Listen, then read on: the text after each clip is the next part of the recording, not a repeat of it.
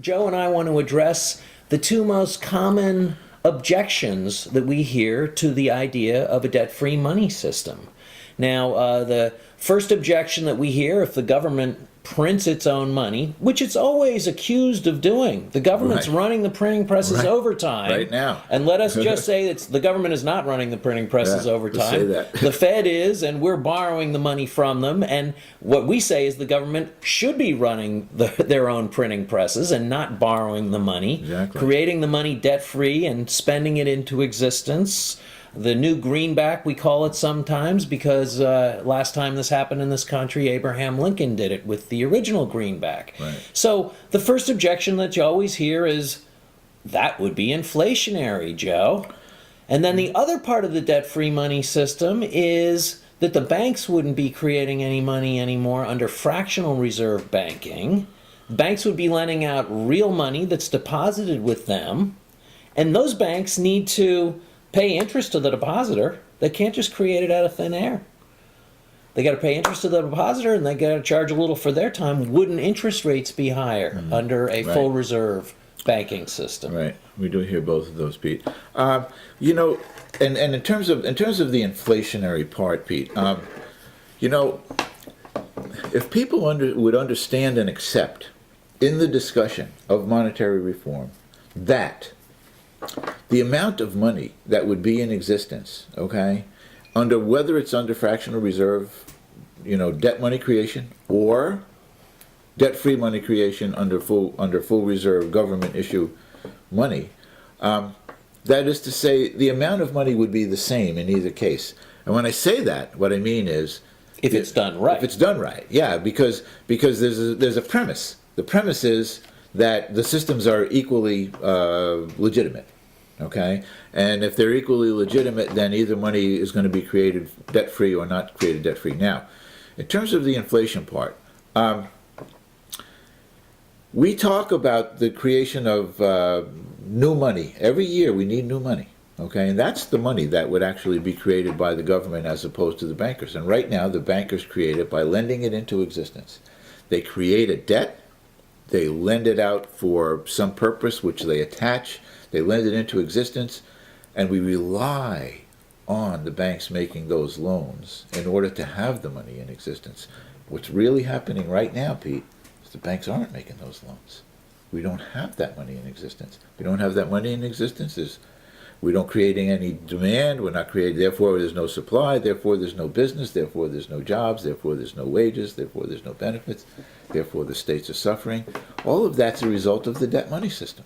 Okay? In the debt money system, the amount of money in society is directly related to the amount of debt in society. Exactly. So if debt goes down, the money supply goes down. Right. That's what you call pro-cyclical. Right. That's the part of the pro-cyclical nature of debt money. Okay, is that when you need it, it's not there, and when you don't need it, there can be way too much of it. All right. So then we say, okay, we're going to have a proper amount, and we need to determine what the proper amount is. And under our system, Created in a year. created in a year. Well, yeah, we use a year, but it's on an ongoing basis. But we use a year. Why? For two reasons. Number one, that's how we measure our economic activities annually. Okay. Gross domestic product per year, okay? And also because of the fact that we have the process by which we create the money is annual, which is the budgeting process, okay? The annual congressional, budgetary process is how we are proposing that we create the money. And so, the two options are either we create $250 billion, and that's the nominal amount of new money that would be required in an economy the size of ours, okay? Of new money. Of new money. So either that money comes into existence as a debt, or it comes into existence debt-free. So in any year, it's going to be there in either case. One case with debt, one case with service payments due, one case no debt service payments due. So the inflationary effects, given that there's $250 billion in money, is equal in both cases. But in the following years, and that's how really inflation comes to us, okay? In the following years, there's no debt service payments due on the money that's been created. So in the future years, we'd have to take money out of the economy in the debt money system in order to pay for those things. And in a debt-free money system, we don't.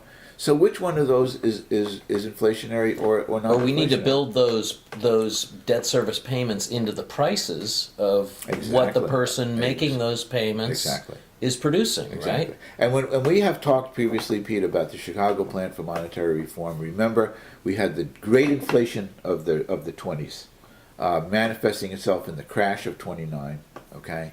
And that's when the economists who came out with the Chicago Plan started to study to how to recommend doing away with that inflationary cycle of too much money being expanded, and then the deflationary cycle when that money had to come out of the economy. And so economic stability and monetary stability, to provide economic stability, was the name of the game. When you take a look at it, I mean, the most renowned economists of the time, Pete, were behind the Chicago Plan. Why? To prevent inflation and deflation. So the idea that it can be inflationary is really pretty much rhetorical. When we talk about monetary reform, people say that would be inflationary. It's not because somebody would sit down and show you why it's inflationary. It's rhetorical. It's in the mindset, and that's what we're getting. But it would clearly not be so. There's no rational basis for saying it's inflationary. And if you look at the people who decided that these types of reforms were needed to restore stability, which is the opposite of inflation and deflation, which is the opposite of pro-cyclical, that is to say, counter-cyclical. This is counter-cyclical stuff in the view of economists. The debt money system, we can't control how much money it creates in a year. Right. And it created a lot more than the expansion of the economy.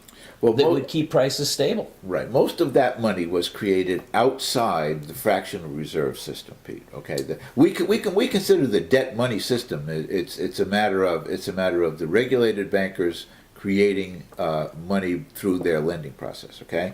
A lot of that money was created on the investment shadow banking side. That's $600 billion. The majority of it was created on that side, just as debts.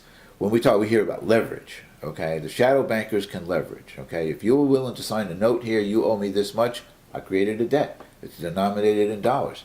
It's part of the money supply. It's part of the money. That's all part of the money supply. So that part also has to be controlled.